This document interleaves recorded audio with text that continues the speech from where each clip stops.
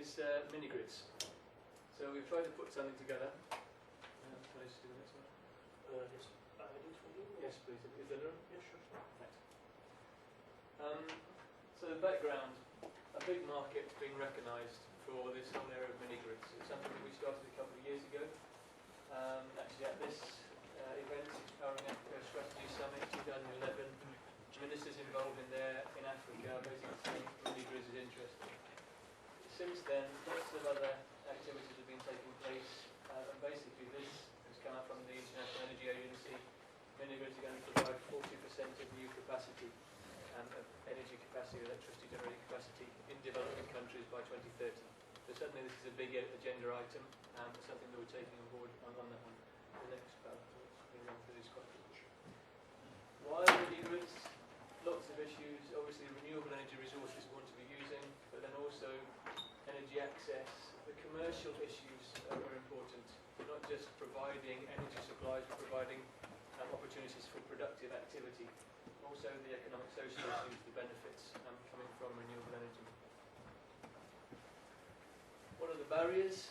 Why aren't mini-grids happening already if this is enormous potential for them? These are the sort of things we have to address. Going from awareness to the costing, what are the resources, how do we get the grid connections? This is a key issue, which we said before. It's like the affordability. Okay, mini-grids, great, let's have those people without electricity. We want to give them some sort of supplies. Who's going to pay for it? Public sector, of course, the answer, it's a requirement. It's a basic service that people should have access to, so it's a government responsibility. But how's the government going to pay for that in developing countries with other priorities? Can we get the commercial sector involved? Is there a commercial business opportunity? And that's what we're trying to look at. This is one of the issues, the things we mentioned before, this whole storage issue. And that is a key element which we'll come on to. How do we address that storage? Is a 24/7 supply necessary for developing countries? Is it what they're looking for? Preparing the feasibility, and we've mentioned, I said before, this sort of the UNEP, the way we're set up, the policy and technology needs. This capacity building, really capabilities, training, the longevity of any installation requires the resources, the local resources, to be able to maintain the activity on the longer term. What are the local conditions, adapting to that? That's perhaps a bit of a throwaway line here, local conditions. But in fact, a lot of the problems we have with projects is we have a solution looking for a problem, and we try to put our solution, our technology application in a country without understanding what the local conditions really are, what the requirements are, how do we adjust our solution to the requirements locally. That's an important element for us to discuss. Reinvestment, the pricing, our ideal model is not, let's put government funding into this and we do a nice project. It's rather saying, if we have this implementation activity, that's going to generate sufficient returns for it to become a commercially interesting operation.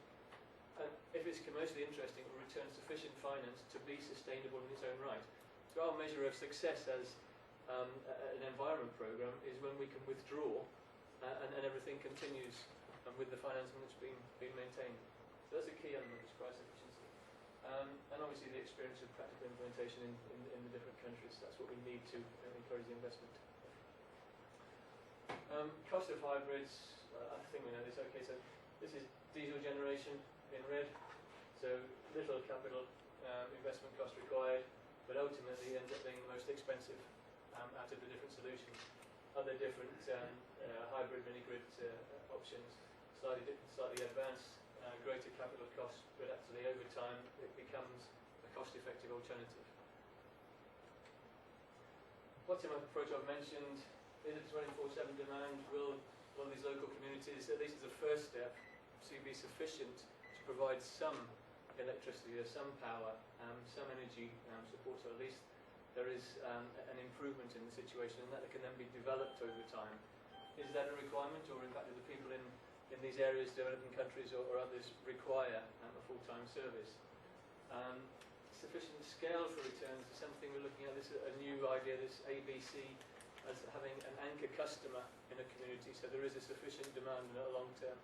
And B, for a business operation, so there's actually a business demand at least during the day, and then looking to see the community demands for some sort of mini-grid application. So it actually gives you a basic demand there. So So for any commercial investor, it's not a question of, yes, I've got a little bit of community requirement for energy which can be paid back, but it's not clear on where my returns are going to come from. Whereas if I've got an anchor customer, maybe it's a telecom supplier, that is, or a water provider, there's some sort of requirement there which there is a clear demand in the longer term. Maybe that's something we should be looking at. This is being investigated by a number of organisations at the moment. Do we look at improving current situations or starting a new? The hybrids issue, I think, has come up as being one of the clear ways forward. So we have, if we look at Africa, obviously the solar potential is very good, but if we can mix that with the local resources, where it might be hydro potential is nearby, the wind regime is operational, and maybe other alternatives. So this whole hybrid situation. Community ownership is such an important issue, and this becomes much more down to sort of developmental project activities, that we have to have buy-in from the potential customers. If we don't have that, it will undermine the whole operation ultimately. And then technology selection has to match the local resources. We can't try to put in something in place without understanding what the resources are likely to be. Okay, power backup options. I'm not going to talk more about these now, but the different areas that we need to look at for the sort of storage, the longer term supplies of energy. Yeah, that was the last one I think we'll focus on. Bioenergy. I mean, the reason why we've sort of highlighted that is that a lot of communities, if we look at hybrid mini-grid operations, we generally need to have some sort of backup. If we're looking at this, the 24/7 approach, or at least having energy available for most of the day, your renewable energy source is unlikely to be able to provide that over the full day. So we probably need to have some sort of backup. The easy one is the diesel backup. Diesel generators are basically available in lots of communities around the world. It's not cost effective, it's not environmentally friendly, clearly. One option, or one alternative, is this use of biofuels. So there are sort of biofuels available in a lot of places, lots of caveats to what I'm saying. But is that then something that we could look at as being a sort of backup solution, so that there is a wood fuel supply or a manure supply which can be used as for generating biogas as a backup to the mini-grid activity? So lots of issues there, and it's just something we've been involved in for some time, and we're now exploring how best to develop that. Okay, I think we all know about this, we've spoken about it already. The business issues, the upfront costs, the public funding support, the risks involved with any uncertainty in the process. We need to understand what all of these are and how it all fits together. These are the challenges we have to face and have to address in any new activity on the mini-grids area. Key factors in all of that. And again, it's sort of this bottom-up. What is the demand? Do the customers, are they actually aware of what the alternatives are? How can we maximise the revenues that we're going to bring in from that? And for the investors, how do we minimise the risks involved? So what is the sort of the business model that we can put together addressing all of these key areas? Public sector, these are the sort of things that the public sector can provide. This is the key, quite clearly. It's understanding how we can link this together, and hopefully that's a role that UNEP can play quite successfully. We sort of often bill ourselves as this interpreter between the public sector and the private sector, because it often seems to be a bit of a language barrier, that we simply don't understand each other, what we're trying to get out of those areas. So from a UNEP perspective, because we have these networking activities I mentioned previously, we have access to private sector activities, the understanding, the representatives. We can understand much better what the different groups of private sector investors are looking for, and trying to match that together with the public sector resources that are available, effectively to offset the upfront investment costs, the upfront risks faced by the private sector. So that's part of this whole model we're trying to put into place. Okay, I'm not sure why that's still in there. Okay, this is later. Okay, so we'll go come to that. Can we just go back on it? Thanks. Okay, so that's the sort of introduction to mini-grids. Does that all make some sort of, or some sense? I mean, as an introduction to that area. Any quick questions that anyone wants to clarify? No? Can I just clarify then, what you mean by hybrids is simply sort of technologies feeding into the grid. Is that, Yeah. so in that sense, it's no different from a big grid. No, I mean, you're right, yeah, different power Yeah. sources. I guess the difference with the mini-grids is because it's more a localised, decentralised solution, it's very much dependent upon the local resources that are available. So there's a need to understand that before we start. Dean, when you're looking at bioenergy and bioenergy resources, will you consider municipal waste as one of the Absolutely, feedstocks? yeah, absolutely. It's one of the key issues that we would work on. Certainly. So not necessarily. It depends on the focus, the target area. If you're looking at a remote area, Yeah, sure. then So, yeah. your municipal waste obviously is going to be limited in that. But something we could. Similar question, what sort of size, structure, number of people that you're trying to serve within this kind of Yeah. mini grid? For me, that's a key question to the whole process. And I'm not going to avoid the answer to the questions. That is probably the first question that any sort of private sector operator is going to come up with. What is the market size that we're trying to deal with? Now, I could throw to a number where we've sort of assessed it seems to be the tipping point between something that could be commercially viable and not, and that's sort of 10,000 customers. So we're looking at sort of that scale, that size. Now that's not defined in black and white, or is anything else. So, I mean, your starting point was that, can people pay for this? So, if you give them this energy source, how does their economic circumstances change so that they can pay for it? Is the other question. no, I mean, what we try to do is to look at the opportunities that it can bring to the local community, and to see if there's any sort of commercial activity they can now start in, whether it's going to be offering mobile phone services or haircutting services or cooking for the local population. But I think that's one of the things that has led to this ABC approach that for a long time we've been talking about community development, and we provide energy sources for the community. How can we then show that the returns are going to be sufficient for them to pay back over the long term?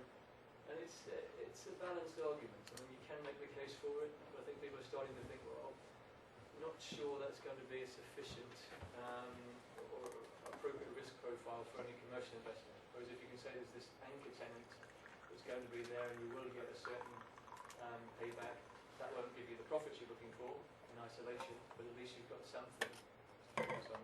I'm not saying this is all defined and it's finished yet, it's still work in progress. But that's certainly one of the key issues is what is the market and what is the size for a sustainable growth. Dean, have you looked at how other markets drive the need for energy? So if in a developing country, for example, you had people using crops, and they wouldn't know what the prices were for their crops in two different physical markets. So having a mobile phone would allow them to go to market A or market B. Yeah. And therefore the mobile phone developers would help fund the energy infrastructure Okay. to promote the spread of Yeah. whatever technology it was. That's a very good point, and I think it's something that we haven't sort of looked at in a great amount of detail actually. Yeah, I mean, looking at those connections. Is community always the right word? It's interesting to hear about mobile phones quite a lot because I do a lot of work with operators, and I'm aware of one operator on the African continent that actually their whole network is based on using diesel generators. For instance, they have to have security for those diesel generators because people steal the diesel. Right. So they're now looking at installing, they want a solar solution, solar or wind, because obviously they want to talk 24/7. So I just wonder whether community is the right word or not, and whether. That's actually a very interesting thought, because a lot of the issues that we have about sort of security is about the renewable energy installations. Are they going to be damaged or compromised in some way? We haven't really looked at this idea of diesel theft, which is an interesting one to look at as well. Yeah, I mean over here, maybe- sort of large scale solar projects, they are surrounded by CCTV. If you look at any planning application for large scale solar here, I looked at one recently, it has 30 CCTV cameras on. So there is a Security large issue, likelihood that any sort of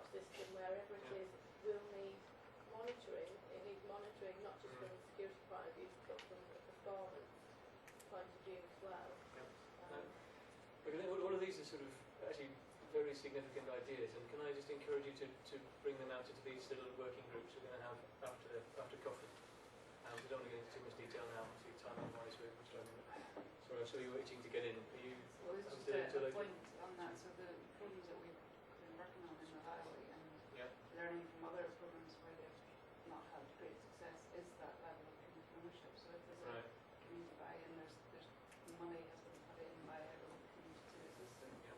There has been training provided to ensure that the operation and maintenance of the system is done locally by people. And there's much less incidence of theft and wisdom to the system. Right. So that can change it, makes all the difference. Yeah. So that bottom-up approach again, the buy-in at that level. Okay, I'm going to sort of move on quickly to the second area that we're going to talk about later, which is this policy risk insurance mechanism. Dean, Julian's about 15 minutes away in taxi. Okay, I'm now going to sort of keep this bit very brief because Julian Richardson, he works with Parhelion Underwriters, and he's basically a lot more knowledgeable about this whole area of risk insurance than I am. And he's going to come and provide the introduction to the group a bit later. I'll give you a sort of 3 or 4 minutes overview now of some of the issues. Can I just get that number 2? Yep. So policy risk insurance, what's that all about? Douglas mentioned sort of on his slide, which is packed with all the text on there, all the different risks which are likely to be in the minds of any potential investor. So if I'm looking at, I've got some money out and I want to invest that in something where I'm going to get appropriate returns for my stakeholders. I look at renewable energy in developing countries. So first of all, I think renewable energy. Not sure I know about renewable energy very much. So already my risk is that I'm a bit concerned about where my money's going to go and if I can get any payback, just because I don't really know about this technology area. Not as bad as it used to be, but still a lot of investors are concerned about that. If I look at developing countries, renewable and unfamiliar technology, I'm now putting in an unfamiliar location, then my risk is starting to become just not acceptable. What are the elements of that risk? A broad range of them, but specifically policy risk is something that's come up as being a key factor for a lot of investors. Too much text on here, but this is what I basically just said. Lots of different operators have recognised this policy risk issue. What we're trying to do now then is to put in place this policy risk insurance mechanism. What is policy risk? UK is a good place to talk about this because it actually happened directly. So we think about, and I'll use this as an example, PV investments in the UK. The government comes in and says, we'll put in a feed-in tariff and this is what you're going to get out of your investment if you put it into solar. So what happens, lots of investors come in, they say, yep, fine, feed-in tariff, I can see that, I'm going to get my return in the long term, so I'll put all my money into here, make the investment. Then the government comes back a few months later and says, actually, this is not really going to be quite right, so we're not going to do that feed-in tariff after all, and so we're very sorry, but we're going to withdraw from all of that. What happens to the investors? They've just lost all of their money. Now, if I'm now an investor coming in the future saying, in the UK, so I put my money into this area, I'm thinking, the policy risk is just too great. This is not an illegal change, it's not a political risk, where you've got a government in an African country, to take a stereotypical example, that is now going to cause all sorts of issues, and they're sort of conflicting, it's an illegal change of the policy environment. This is a perfectly legitimate, as far as the government's concerned, policy reversal, but it's a very big risk now for investment. Spain is another example in Europe. It's not just developing countries that have these issues. So policy risk has been identified by a number of different bodies as being something we need to address. Lots of risks we've spoken about already. This is a key point here. Are all of these risks project specific? We've got a policy risk that is going to have a broad application to a wide range of projects. So we have to understand the project dynamics, but policy risk could be something that actually looks across. But there may be a broad market demand for something like that. Global demand for a policy risk insurance mechanism, it seems like, given what I've said, something that could be quite useful. But is there really going to be a market for this? Are small-scale project developers going to be interested in paying for a product which will cover them for this policy risk issue, which nobody's really clear on what the value is likely to be on there. Different conditions, different countries, different risks. It's a lot of issues we've got to take into account to understand if there's going to be a demand for this sort of thing. Some of the issues to address, really any sort of business case, you have to be looking at these sorts of issues. So I'm not going to go into any of these in detail. What we're trying to look at is this issue, is if we want to try to show people that policy risk insurance is a key issue and we now have a mechanism to overcome that, then is there somewhere that we can demonstrate that which is going to have good impact, and people would now say, all right, this mechanism is in place, it can overcome this policy risk, so we now put our money into this market. So these are the questions that we've got to look at. Okay, so these are sort of, say, the sort of risks we've talked about there. Feed-in tariffs, again, renewable energy certificates, the CDM mechanism. These are sort of things which need to be taken into account just in the development of this. I've mentioned these already in the course, and so I'm not going to dwell. We'll come back into more detail in the session later. We don't want to put something in place if there's already something there, and it's just a question of taking an existing product and channeling into this whole area of renewable energy development. So we spent a lot of time looking at what other things exist. World Bank is the partial risk guarantees, PRGs. MEGA is the World Bank operators who do cover political risk, so there is some provision there. There can be this policy risk component in that. We've talked to them in detail. It takes a long, long time to get that through. It's large-scale project applications. So if we're looking at renewable energy in developing countries, again, there's a big market there which is going to be not covered. Overseas Private Investment Corporation, OPIC in the US, actually does have some provision for the policy risk aspect that we're looking at, but it has to involve US companies. So it's very specific to that.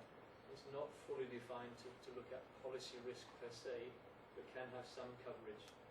And then private sector interest in this area. How does the private sector already deal with this area of activities? Is something that needs to be addressed. So it's really just how can we link all of this together to develop an appropriate mechanism to cover the policy risk that we've identified. So really just to say that we're understanding there are things going on, we're not just doing this in isolation. It's another area that we can try to develop to fit into a broader structure. I think that's about, this is the last one. Okay, so questions about scale of investment. If I'm a project developer, like I know about this policy risk and I hear all these stories and I've seen the UK, Spanish experience to developing countries experience, but how much am I likely to pay as a policy insurance to cover that? And what is my attitude to this? So we've got to understand all of these things to know where to pitch this sort of mechanism, what sort of issues it needs to be drawn. Okay, so I think, was that the last one on that? I think. Stakeholder alignment. Okay, I think we've got, that's it. I don't think there's any other points. Okay, no, that's fine. So Julian Richardson will come and cover that in a bit more detail later on. You can see we're all getting very desperate for our coffee break, just to re-stimulate the senses and get rid of these slides. Torsten, could you give us a very quick overview of the facet one and the buildings? I think we'll perhaps just move it until later. Just have you got any slides you want to do? Yes. Should be open. So as Torsten was saying earlier, the third programme we're looking at is this facet, is end user financial access to clean energy technologies. Right. So the idea here is that the point we made before, that renewable energy can be very useful, but it's high capital cost, so therefore we need some sort of mechanisms to enable the end users to access the financing for this technology. We've got this program in Asia ongoing at the moment, which has been fairly successful. It's gone through a long development process. What we're trying now to do is to look at, can we put it into Africa? Is there some sort of potential for that model in Africa? Torsten's been managing the Asia project, so we can give us some background on that. Right, just some background about the Asia experience before we can discuss a little bit more the details later on. What are the key lessons learned, key success factors that we have from Asia? As the name says, Facet focuses on the end users. There are actually two main aspects of the project. The first one is to focus on the end users. So we look at private households and micro enterprises all over Asia. So it's actually either an electrification aspect or aim at the end, or the aim to reduce the use of diesel, of kerosene, or earlier green. So it can have different, let's say, objectives. The background is what is very clear. I mean, you can see it here. Over 800 million people had or still have no access all over Asia. Even 1.8 billion people still use wood waste and so on, which is not necessarily bad, but can have lots of negative influences on the environment in general. And only a small percentage of the people, as Dean mentioned earlier as well, in South and Southeast Asia actually have access to financial products. They're not able all the time to finance these things. Some technologies, clean energy technologies, on a cash basis. If they cost $400, $500, $600, depending on the technology, most people do not have these funds to finance these technologies in advance. So a credit product is desperately needed, let's say, in many of these countries. Sorry, the computer obviously doesn't like my file. So the objective is to mobilize financial access to clean energy technologies. What does that mean? UNEP is not a bank. UNEP does not come with a credit line. So UNEP, the role of UNEP in this regard is more to be the facilitator, to bring parties together, to educate people, to train people, also to tell local banks we work in Indonesia and Vietnam, for instance, under this project, to tell local banks what are the opportunities of lending for these technologies, what are the risks, what partners you could cooperate with, who are the construction companies, for instance, of small-scale biogas digesters, who are the providers of reliable solar systems, and so on. Because, I mean, for us it's maybe common knowledge, but many people, especially in Indonesia and Vietnam that we met now the last 2 years, they are not really aware of these technologies. There's a huge market of proven technologies, very well operating systems, but people in banks, people in microfinance institutions are not really aware of these technologies, not aware of the risks. At the end, that means they're not willing to lend for these technologies. They don't know how to price the risks, how to design the loan products, and that's something that we try to help them with now through this Facet project. So it should be a temporary financial support mechanism. As Dean said earlier, it's very important as one goal of the project to withdraw from the project maybe after 2-3 years and leave the local banks with the knowledge that we gave them, to leave them with 2-3 people on the ground that they can consult, that they can ask, some local consultants we have in these countries, just to give them a good feeling, to give them the whole package to continue this business in the future independently.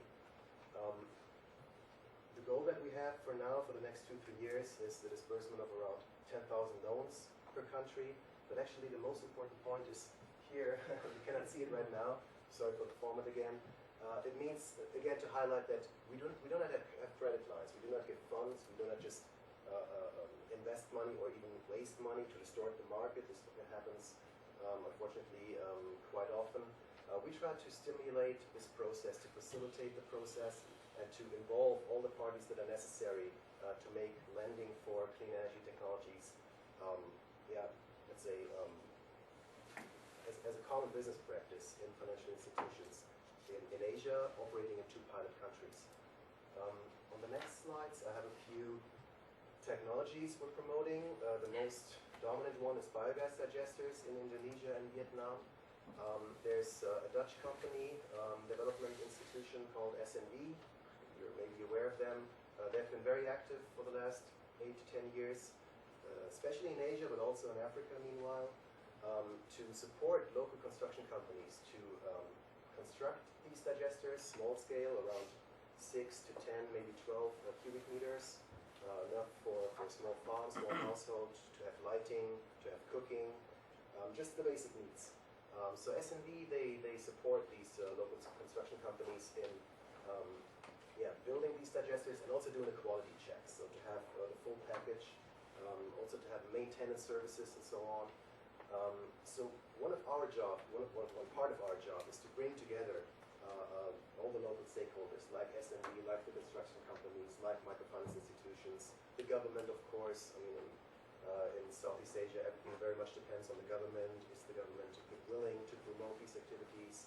Are there any government activities to promote clean energy at all? What are the kerosene, the diesel prices? It all depends on the government as well. So biogas, one of the technologies. Second interesting one, solar water heaters. I'm only presenting some pictures now to show you what we're promoting. I'm not a technical expert, not an engineer. I'm not explaining any details how it works. So we have the solar water heaters as well as in Africa, lots of potential. Many people react and come back to us, why would we need hot water? I mean, we have other basic needs than hot water. But there is some potential. I mean, as let's say the salaries are increasing in many countries. Also, there's lots of tourism in these countries. So lots of guest houses, for instance, on the coastline in Indonesia, they need hot water. Lots of small bakeries, restaurants, lots of small small food shops, they need hot water. So there's definitely potential for that as well. The classic ones, solar PV, electricity generation.